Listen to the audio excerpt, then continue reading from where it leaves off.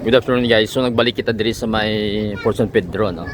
So gindemolish na diri ang mga structures nga main yung mga daw may stage bala sa una may nagatukara kaga ang mga wall diri. Pero sa subong do wala pa sang progress sang new construction ano. So nagkadto lang kita diri kay nakita nato nga bukas man ang ginagyan naton bagula. Kaga ila di nga main niya ano bukas man ano. So muna siya guys. Daw wala pa ko sa may nakita nga start sang construction pero ang demolition daw gintapos lang nila. Makadto lang kita further dito sa may lapit sa daw may Mary or Jesus to sa punta guys. Ang mga wall diri daw may mga wall diri daw original pa gani ang mga wall dito sa una pero wala na no ginkakas na nila kag open man ini diri ang ilang daw gate sa una. I think in suspend siguro ng construction sini. Basi pangitaan pa sang budget no kay sa subong daw wala activity, wala man sang heavy equipments. So daw pending or at a static state ang project niya ini. Kaya makita na nato ang mga debris lang sa mga ilang pang demolish no. So wala sa activity ini.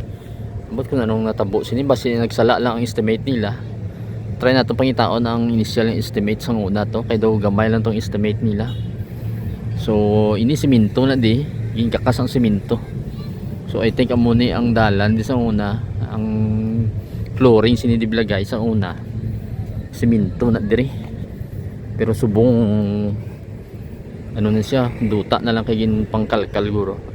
As well as ang dito sa may punta puro naman ano mga debris naman ang bilin nila kaya daw balay-balay diri nga gina may katukaran di sa unang nga banda kung gabi no wala naman ano ang iyang daw stage daw ba payag-payag din ang bilin as well as ang diri nga area sa una may mga tiles so pinangkakas so kung makita nyo da guys i-zoom lang natin may mga tiles na da guys nga mga nagkalabilin pinangkakas ano so ang daw sidewalk na lang ding nabilin subong ang sidewalk na lang na area. By the way ang aton gali nga nami gali ding aton nga sunset so nami ni sunset ko napon sa Port San Pedro guys. Matry kita diri kadto dito gali ko nagalin sa piyak so dito ko nagagi kay na makita ni dira while ang diri ang main nila. So wala na nagkalaguba na ganing fencing nila sini. Makita nyo dira. Wala na continue. Makadto lang kita diri sa ulunhan. Diri daw bulubukid gamay no. Kitaas. Siguro nag-pull out ang contractor sini. Wala kita news nga nakita sa internet. Pero kung tanaw naton doon nag-pull out ang contractor. Ang pating demolition gali sa diri nga side daw wala man matapos na may mga daan diri nga mga structure so wala man pang ubos sa kakas so diri ang mga daw may balay-balay na da guys kay diri nga part may mga do cottage bala sa una no so wala na mayara kita nga daw passenger siguro nga ship nga nakadak subong ang aton gimaras nga saan ko makita nyo dira ara sa guys muna siya.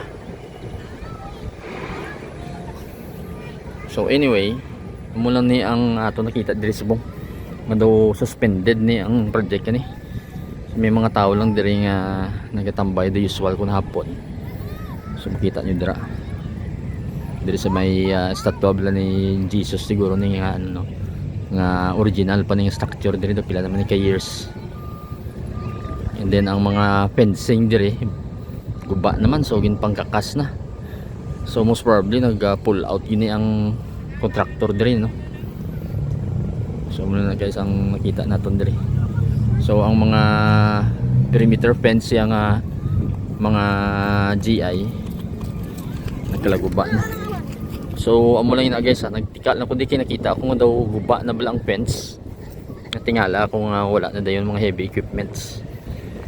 Ang diri sa side niya diri sa may left naton nakahilira lang din ang mga pavement blocks gani, wala man matandog na.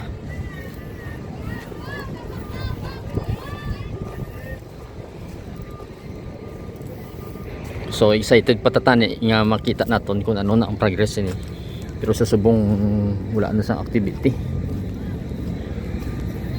So ang makita nato ng mga tao dito nga usually ba nagapamunit pala guys, nagalagaw-lagaw no, ara anda sila kun hapon.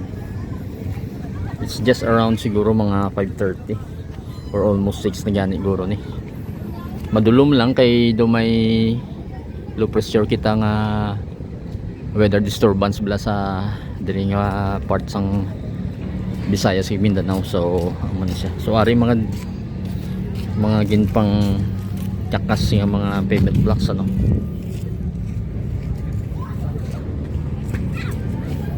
So wala gid sang continuance ang project kani.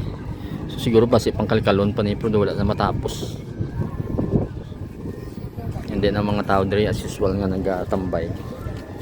Kita naton diri along diri sa kilid sa atong Port San Pedro. So area ni sila kunapon, and then ang mga nagapangisda. So ara na sila guys.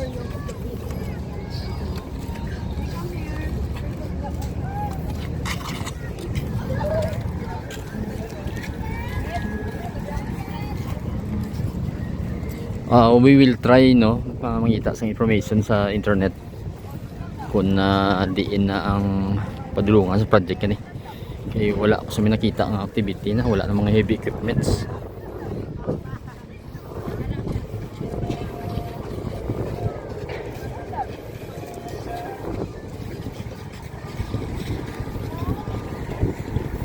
So hasta na lang diri yan guys. Till the next videos and updates. Thank you for watching.